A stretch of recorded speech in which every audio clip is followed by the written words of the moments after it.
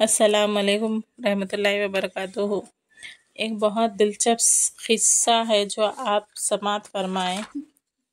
ابو الحسن سراج رحمۃ اللہ کہتے ہیں کہ میں ایک مرتبہ حج کو گیا۔ میں طواف کر رہا تھا، میری نگاہ ایک ایسی حسین عورت پر پڑی جس کا چہرہ کا حسن چمک رہا تھا۔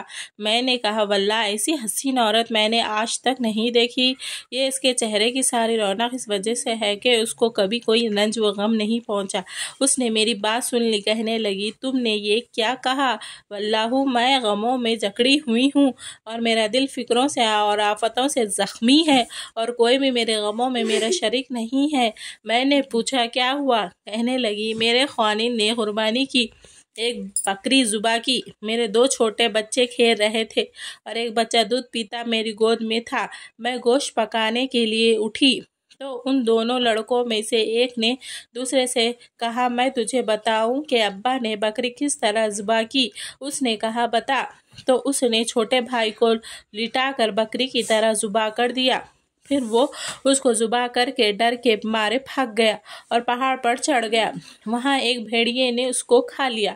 باپ اس کی تلاش میں نکلا اور ڈھونڈتے ڈھونڈتے پیاس کی شدت سے مر گیا۔ میں دودھ پیتے بچے کو بٹھا کر دروازے تک گئی کہ شاید خوانین کا کچھ پتہ ملے کسی سے۔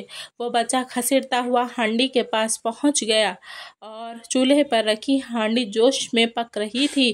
اس کو جو اس نے ہلایا وہ پکتی پکتی اس پر گر گئی جس سے اس کے بچے کا سارے بدن کا گوشت جل کر ہڈیوں سے الگ ہو گیا۔ میری ایک بڑی لڑکی تھی جو اپنے خوانین کے گھر تھی۔ اس کو جب اس سارے قصے کی خبر پہنچی تو وہ خبر سن کر زمین پر گر گئی۔ اسی میں بھی اس کی موت مقدر تھی، وہ بھی مر گئی۔ مقدر میں اس سب کے درمیان مجھے اکیلا چھوڑ گئی۔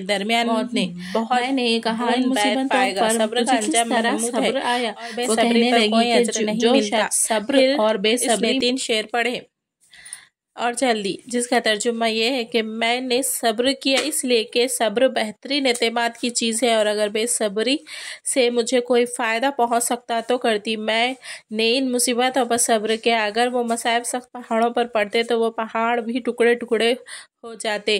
میں نے اپنے آنسوؤں پر قدرت پائی، بس ان کے نکلنے سے روک دیا۔